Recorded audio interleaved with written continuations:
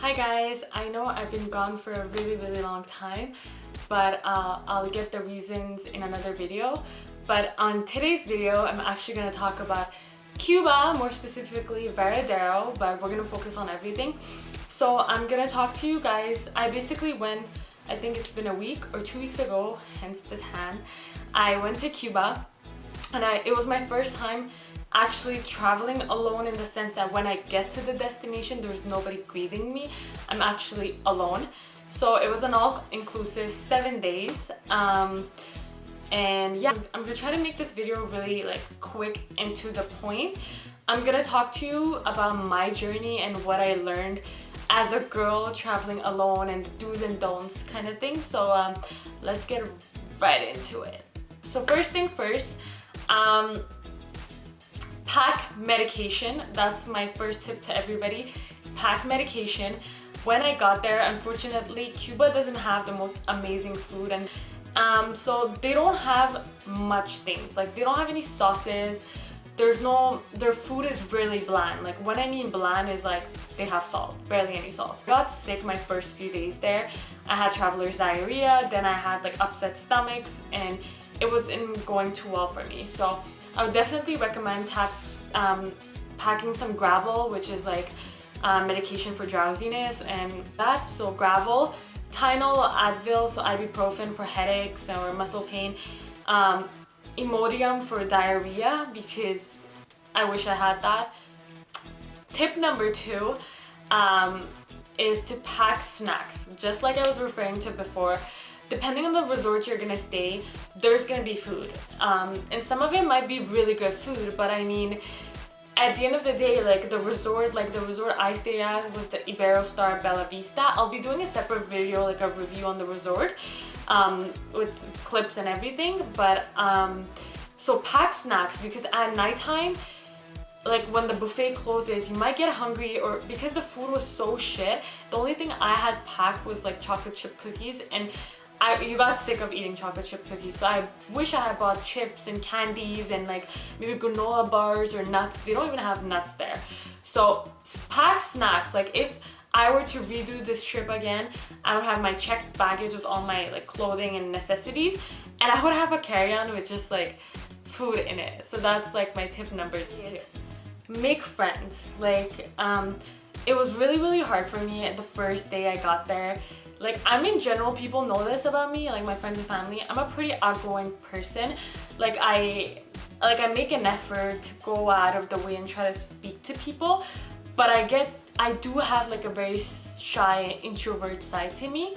So the first day that I got there, if you want to book a restaurant, it's a la carte, depending on the resort you're staying. Anyways, so I went to the front desk and I told that lady I would like to make a reservation for one person. And then she was so kind and she was like, oh, there's actually another girl there that's traveling alone. Maybe you would like to meet her. And I'm like, oh my god, yeah, that's perfect. And she's like, she's from Canada, whatever. I went to the beach, sat down with a complete stranger. She had no idea what I was doing. She's probably like, the fuck? Where are you? What are you doing here? Anyways, we ended up becoming really close friends, and she was so kind to me. And it sucks because she was leaving the next day, so we literally spent 24 hours together, and then I was alone, and she was traveling alone too, so she did the 6 days alone, and now I had 6 days alone. Once she left, I ended up meeting 2 French guys, a Brazilian couple, 2 girls from Winnipeg. Funny story is, every time I would meet people, they would leave the next day. That's what happens, I guess, with these all-inclusive. So really try to make an effort. I mean, what's nice about these all-inclusive vacation is that most people in my resort, most people are in Canada. I didn't meet anybody from the US. Everybody was from Canada, Brazil, Colombia, France. Those were the main countries. And that was fun because you get to meet so many different people, you exchange Instagrams, and who knows, if one day you're traveling to these countries, you get to reconnect with these people. So I think that's what's fun about this experience. The next tip I have for you guys is to bring toiletry. Bring your shampoos, conditioners, moisturizers, hair brushes, anything you need, you have to bring it. It's not going to like the US or Europe or any other countries. Like other countries have more amenities and utilities than Cuba. Cuba has nothing. And I don't mean to insult them by saying that. I mean nothing in terms of they're trying, sorry, to do with what they have, and they're very limited. So I didn't bring conditioner and my hair was disgusting. I didn't bring any straighteners, any curling iron. Like my hair was disgusting because the seawater really, I didn't know, that's dumb of me. I didn't know how salty ocean water is gonna be just because I guess I've never been in ocean water, so I wouldn't actually know. I was so salty to a point that, let's say I did like this and the hair would touch my lips, I would feel the sodium on my hair. That's how intense it was. So definitely bring towelettes, like wet towels. Like when I went to Havana, over there bathrooms don't carry toilet paper, so I didn't bring toilet papers from Canada because I knew my resort was gonna have them, but I did bring those packs of like 10 tissue papers that you can just put in your purse. Those were so convenient. Thank God, like I did some research and I thought of that. Those were so convenient because, and I had wet wipes because it got really sweaty and hot, and when you ate there weren't necessarily bathrooms around. Wet wipes, you clean and you throw it away. Best decision ever. Wet wipes and tissue papers and maybe some Purell if you're one of those people that really like Purell. Hand tie, not hand ties, elastics, bobby pin, a hat. I had no hat, and so why my forehead is so unevenly tan. I wish I brought a hat. Bring shoes, like proper shoes. I mean, like the day I went to Havana, thank God I brought my Converses and I had put like those insoles in them, and that was so convenient because you're walking the whole entire day, so that's exhausting. Plus it was like 30 degrees, super hot. Your water bottle became like hot at the end of the day. But I'll try to insert clips as I'm talking so you guys can see. I didn't get to film much because it was my first time traveling alone. I didn't want to be one of those people that just takes a video of everything and doesn't have the chance to actually like take in the moment and take the fact that you're like in such a beautiful country. I really wanted to like take in the scenery in the moment. That's why I wasn't like taking a picture of like every single thing. That's that. One day I actually rented scooter. I think most resorts carry scooter, and I just went around the street. That was a lot of fun. And every night there was, in my resort, salsa classes, so I took the salsa dances classes and that was fun.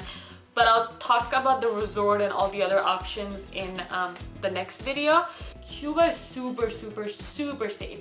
Like I went to Havana and not once did I feel like, oh my god, like something's gonna happen to me, I feel so endangered.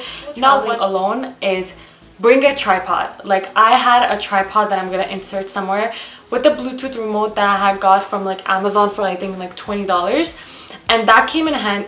That came super in handy. I don't know about other people, but I'm like too shy to go up to someone and be like, can you take like 10,000 pictures of me and like wait until I get the perfect one? I don't have that patience, and I don't have the courage to go. Like I get impatient doing that for someone else, so I wouldn't ask someone else to do it for me. So long story short, bring a tripod. It doesn't have to be expensive. Mine was super compact. I'll insert it. When I went to Havana, I actually brought it with me, like, and it had like the strap so you can put it on, and I brought it with me, and that's how I was taking my pictures. Obviously people look at you, people stare at you, but like that's no matter where you go, whether it's here. Definitely do your research before going. Like I had booked one excursion I had booked one excursion, and it was the Havana day tour, and I wish I had booked more, honestly, because I don't know about you guys, but I cannot sit on the beach for just 7 days and get a tan. First of all, I got my tan the first 45 minutes I was on the beach. I was already dark, as dark as the people that have been sitting on the beach all day. That's just because I'm Pakistani, I tan fast. Video, I know I did a lot of rambling and a lot of talking. The reason for that is, again, because I want this video to be as informative as possible. So you guys, if you ever want to do this trip alone, or if you ever want to, like, you know, just go to Cuba and it's your first time going and you want to know how it works, then this is something that I wished I had watched. I hope you guys enjoyed this video. I know I've been talking a lot, rambling a lot. I just wanted to, like I said, make it as informative as possible and as fun and educational for you guys. So I hope you enjoy it. Please give this video a thumbs up, like, subscribe. You guys can share this video. Thank you for watching, and thank you for taking this time to subscribe and really opening this video and supporting my channel and hopefully enjoying this journey. So thank you guys. Bye.